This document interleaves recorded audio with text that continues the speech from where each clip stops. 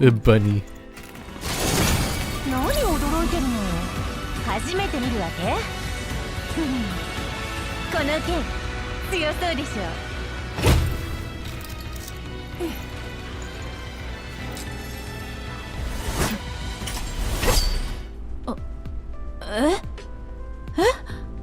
Girls Frontline 2 has a wonderful cast of well-designed, fun-to-use, and interesting characters, all with unique backstories and fun character quirks, from tsundere Queen Macchiato to the walking gorilla Voimastina.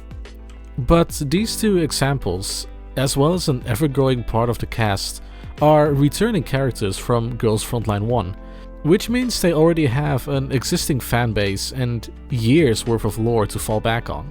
This has the unintended effect of overshadowing some of the newer characters, as they just don't get the same amount of attention from both players and the game itself.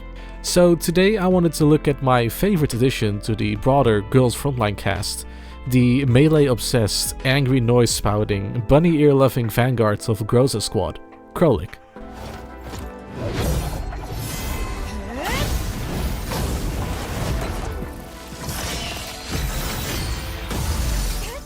But first, who even was Krolik before she boarded the Elmo and joined Groza Squad and the Commander?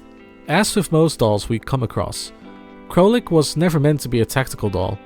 She started her life working as a normal civilian doll in a white zone, probably doing a mundane job in public service, but due to reasons we still haven't uncovered, Krolik was taken or captured and brought to a green zone, where she was modified into a tactical doll to fight the illegal underground doll arenas against others of her kind.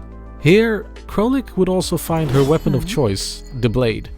However, the choice wasn't entirely hers to make, as during her transformation into a T-doll, her fire control core was optimized for bladed weapons. Because she could only rely on the blade, she was forced to charge headfirst into bullets, explosions, and other danger, just so she could close the distance and engage with other dolls who were also forced to fight. From the start, the degenerates who ran the illegal arena thus made sure that Krolik was built for spectacle, as violent melee combat is more entertaining than dolls picking each other off from a distance. Her newfound reputation as an aggressive, reckless, and dangerous fighter quickly earned her fame in the arena. She spent more and more time in the ring, and the bets placed on her grew by the day. Even now she still has nightmares from those days, haunted by the vision of dolls begging for mercy only to be cut down by her, the howling mockery and judgment of the crowd, the thick ultramarine fluid dripping from the tip of her blade, and how much she hated it. She just wanted a way out. That way out came in the form of a certain doll with cat ears, Pritya.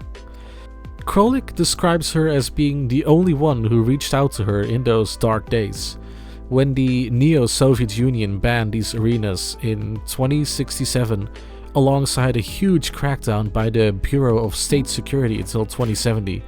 Pritya helped Krolik escape her arena and her handlers, only to disappear right after, leaving the newly freed yet bitter Krolik to wander the world looking for her to take revenge for abandoning her. Sometime in late 2073, Groza and Nemesis from the Elmo, under the command of the Commander, were on a mission to uncover stolen dolls. During the op, they were suddenly attacked by a rogue doll who was recently put on Brief's hunting list, Krolik. She had spent the last 8 years searching for Pritya and remembered seeing Groza with her around the time when Groza worked for the Bureau of State Security before joining the Elmo. Krolik was captured, lost a leg in the fight with Groza and Nemesis, and was brought to the Elmo, where both Groza and the Commander say they know absolutely nothing about Pritya, as Groza's neural records were damaged or lost. Krolik, extremely distrustful of these new people, threatened to unalive herself via neural meltdown if they even try to access her neural records, which the Commander really wants to do because it's clear Krolik knows something about Groza's past. Instead, The commander proposes a so-called doll-to-doll connection, where Krolik can only share what she wants and keep her neural cloud protected. The commander also points out that, even dead, Krolik could still be sold for spare parts, especially her unique bunny ears, so she has nothing to gain from doing something so drastic. The last card the commander plays is an offer. Join the Elmo so they can search for Pritya together. Krolik agrees to these terms, entering a 100-day trial period with the Elmo and connecting directly to Nemesis. The group finds out that Pritya was nothing more than a colleague of Groza's at the Bureau of State Security. Nothing more and nothing less. So neither Krolik nor the commander make much progress in their searches. Coincidentally, everyone finds out that Krolik can perfectly understand the cryptic Nemesis, unlike literally everyone else. By April 14th, 2074, Krolik's trial period has ended, and she becomes a permanent member of the Elmo, noting that she was planning on staying anyway, as the commander treats her like a human, leads her well in battle, and also doesn't force her to use anything else than her favorite sword.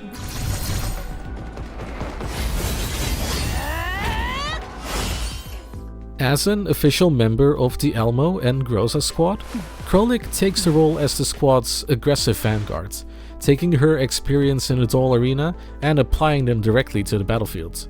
Her hot temper and short fuse is always on display in the field, rapidly charging enemies whether they be Aelid, bot, human, and relentlessly cutting them down before disappearing again.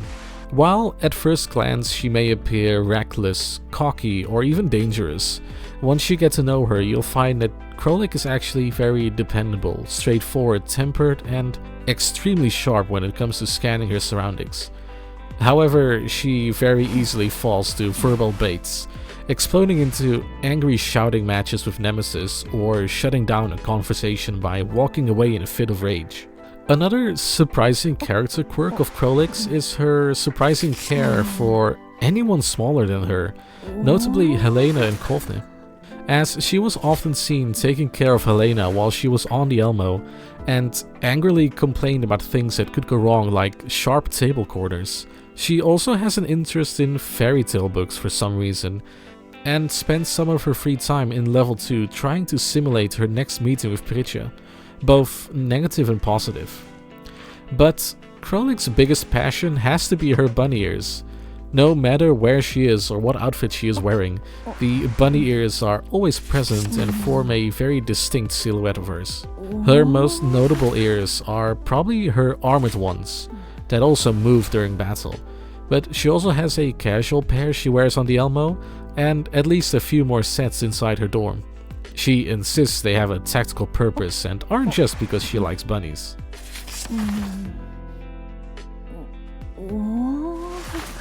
Of all the new characters introduced in Girls Frontline 2, Krolik is definitely my favorite. I was an instant fan of her due to her loud and straightforward personality, her constant bickering with Nemesis and others, and her unique fighting style compared to anyone else. Like, literally we only have Krolik and Ulrid as melee T-dolls for now, so it's easy to find a use for Krolik in a fire team or just to have fun. I also love how Krolik is essentially made from contrasts. She has a very angry and hot-tempered personality and fights with a sword in a world of firearms, just for the thrill of combat. Yet, she's also caring, albeit very tsundere about it, and also wears bunny ears everywhere like it's a normal piece of clothing. These contrasts just make her extremely unique among the cast, which makes sense as she has to compete with beloved dolls from the first game.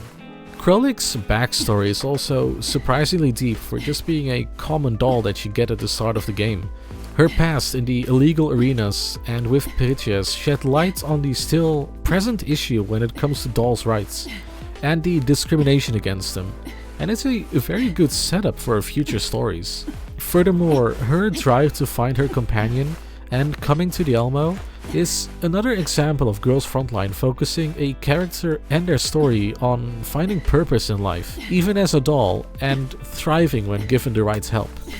But yeah, I love Krolik a lot. It's why I oathed her as soon as the update landed. Anyway, Who is your favorite character in Girls Frontline? Let me know in the comments, and if you enjoyed the video, consider subscribing as I post regular deep dives and reviews into the games that I love.